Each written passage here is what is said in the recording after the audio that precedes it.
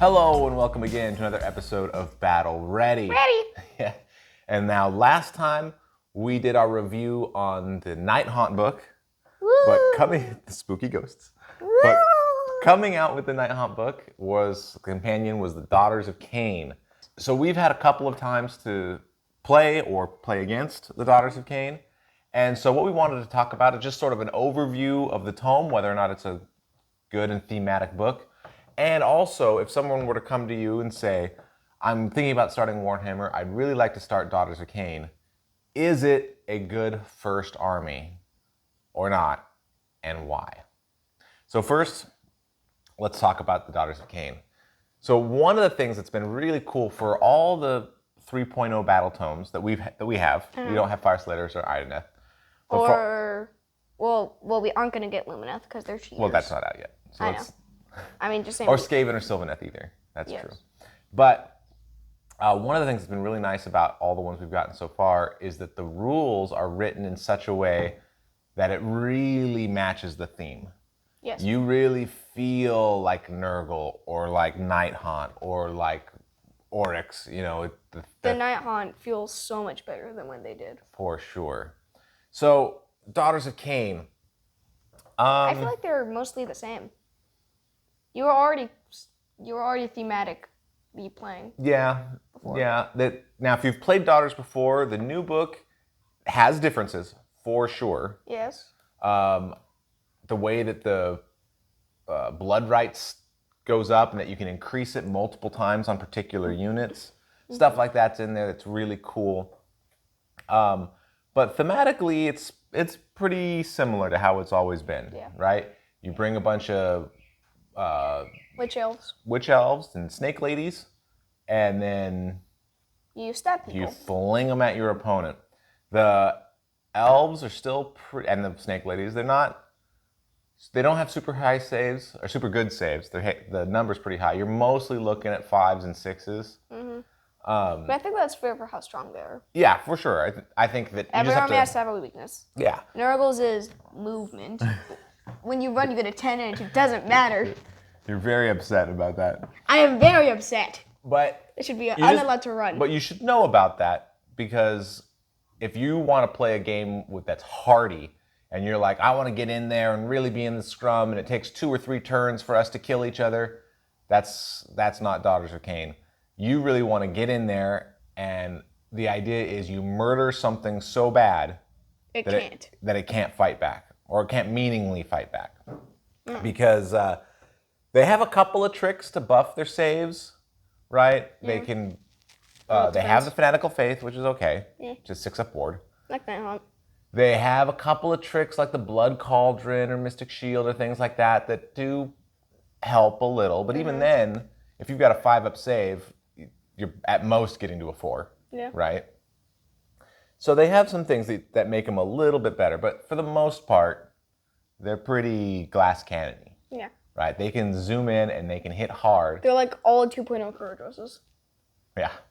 That's essentially what Daughters of Khaine is. They can zoom in and they can hit hard, but if you hit them back, it's gonna be a little bit ugly for the Daughters of Khaine. Unless they're fighting squid hoppers. I know from experience. Yeah, they could fight other things. So, a couple of things in this book that I think are really cool. First off are the sub-factions. Oh, the lore's good. Yeah. For sure. For every army. I think the sub-factions in this book are really good. So unlike 2.0, where every sub-faction you had to take an artifact and a command trait and stuff like that, and it sort of locked you down into your choices, this follows the 3.0 rules where you pick a thing, it gives you one buff, but it doesn't tie you down to specific artifacts or anything. So that's really good. But the other thing that's cool about it is most of the sub-factions are pretty interesting. Now, I say that from a casual perspective, in which I mean, I think every single one of them can guide you in your list building to play something that's pretty fun on the table. Mm-hmm. Are they all going to win tournaments? No. Probably not, right? There's probably going to be some that are better than others. But Hagnar's a great one. All it does is puts all your girls on a 1-up on the blood rights table. That's the thing you need to look out for. If they're at round 5 or round 4 and they're just Like, they could be at round 5 on round, like, 3 and you're getting smushed. Oh, yeah. Easy. Yes. Easy. It's just, for people who are fighting Daughters of Khaine, be warned. Be warned. You have been warned. And I think that's part of it, too, is especially for Hagnar, you want to buff up your girls and try to end the battle as early as possible. Yeah. Because by the time you get to round 5, well, you'll probably all be dead. Yeah. But even if you're not all dead, there's no more bonuses coming your way, right? You don't get like a phantom round 6 bonus if you're Hagnar. You just still have what you have. Yeah. The Zainthar Kai, we played it. I totally forgot to use its ability.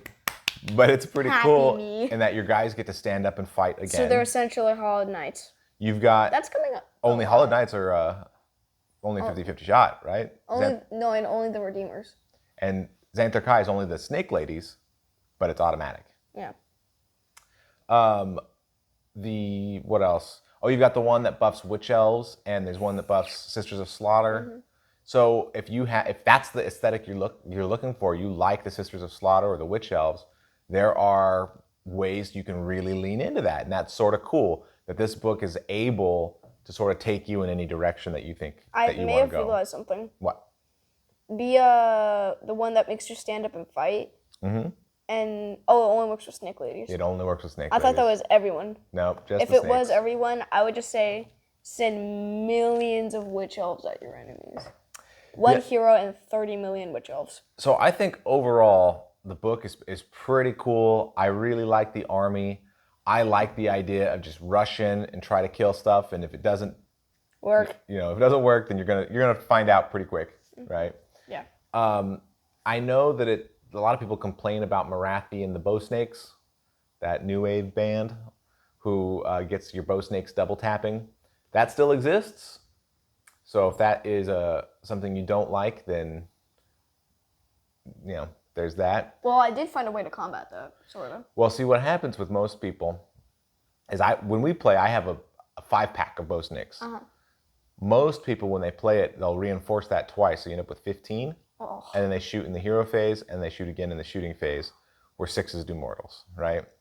Yeah. So that could, and they've got, I think, a 24-inch range. So if they see a hero, that's giving you support, they're just. So there are some elements that are a little bit questionable, but just like they released the battle scroll with the Stormcast that stopped the shooting, their shooting in the hero phase. It says you can't do it unless it's a non-reinforced unit. I imagine that if it continues to be a problem, you'll see something similar on Marathi. Yes. Where it says only a 5-pack can do this. I think that'd be much fairer. Yeah, I think it could be, for sure. So, Drake, friend of yours wants to play Warhammer. Yay! Says, hey, Drake, I know you like Warhammer. Yeah. I'm trying to decide what army to start with. There's a couple that I have in mind. What do you think of the Daughters of Khaine? What would you tell him? Is that a good starting army? Overall, yes. Okay, why do you say that? Because, one, they're Order. That's usually the starter's army. Okay. Order of Chaos. They're the two big ones, usually. Okay. Their play style shouldn't get players mad. Okay. They have good abilities. They have nice. They do have good abilities, for sure. I think what I would say... There's a lot of ways to build them. I think that is a good point, for sure. There are a lot of ways. You can play this army in a number of different ways, and at least on the casual scene, they're all good. They're all fun, right? You can lean into any aspect that you want. Although whatever aspect you lean into, it's about murder. Yes. Yeah. There's not like a way to build them where they're hardy and tough. So I think what I would tell people is, first of all, rule of cool, right? If you think these models are awesome, if you think Marathi is great and you want to bring her, or you were just in love with Witch Elves or Sisters of Slaughter, then go for it, right? Nothing in here is too difficult to learn, or is going to confuse new people, or is going to give you a bad experience. That said, I have been very up on people starting a new army with Stormcast, Orcs, Nighthaunt, Nurgle. Every army review, you Everyone, want them to start. but I'd be a little bit cautious with this one. It's a first! Yeah. And the reason is there are a lot of buffs that the Daughters of Khaine can give between prayers and spells Speaking and of buffs, command abilities. And a lot of them take place in the hero phase, but then it's easy to forget them by the time it comes to combat. Because your hero phase is pretty big. You've got typically multiple prayers, maybe multiple spells. You've got maybe shooting or attacking in the hero phase from multiple sources. And then you've got to go through the movement. So by the time you get to combat, you might forget that somebody, oh yeah, that's right, they're attacking twice. Or not attacking twice, but these guys are attacking in the next phase. So that can give people a little bit of a negative experience because what makes these girls so good in Murdery are all the buffs you can sort of stack on top of them. And if you forget about half of them by the time it gets there, they're not as murdery as you'd hope. Exactly. So that is a little bit difficult. I also think that when it comes to the building, you can build it out in a bunch of different ways, but some things are just sort of better than others. Like if you want to do the Hagnar system where you're giving buffs to people, well, you for sure want a Blood Rag Medusa. Yeah. And you for sure want some other things. So there's a little bit of, not a lot, but this book more strongly encourages you to get certain units or to build certain ways than the other books did. Now, can you build however you want and still have fun? Yes. Absolutely. I don't want that to be taken the wrong way that you're required to build in certain ways. But the encouragement is there, I think, in a way that it's not for other armies.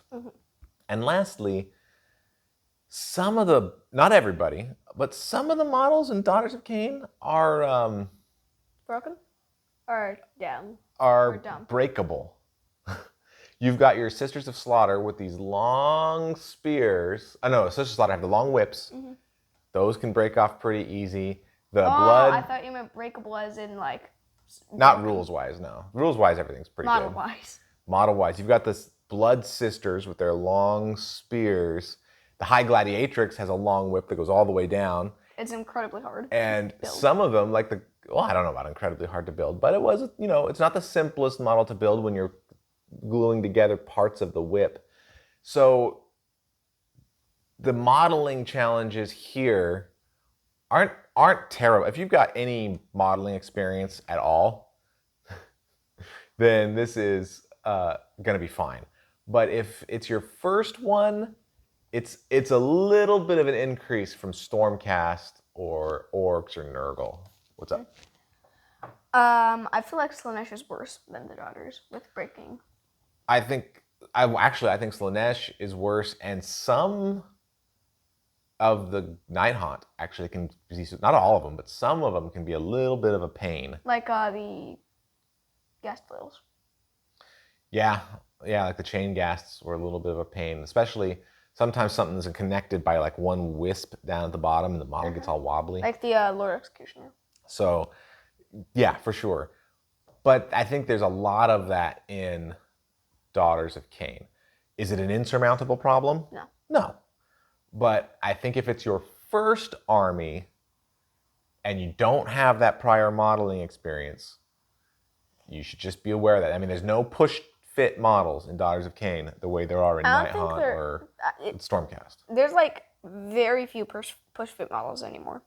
That's true. Push-fit models are getting replaced. Well, I think this push-fit usually comes in like the starter box. That's why some of the Cruel Boys were push-fit. Some of the new Stormcast was push-fit.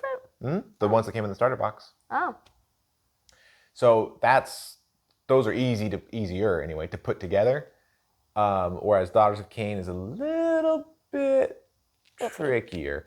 Now, all of this is to say that if somebody was like, I want to start Daughters of Khaine, I want it to be my first army, I think those snake girls are so cool, or I want 1,000,000 witch elves just running up the field and, stabba, then I would say go for it.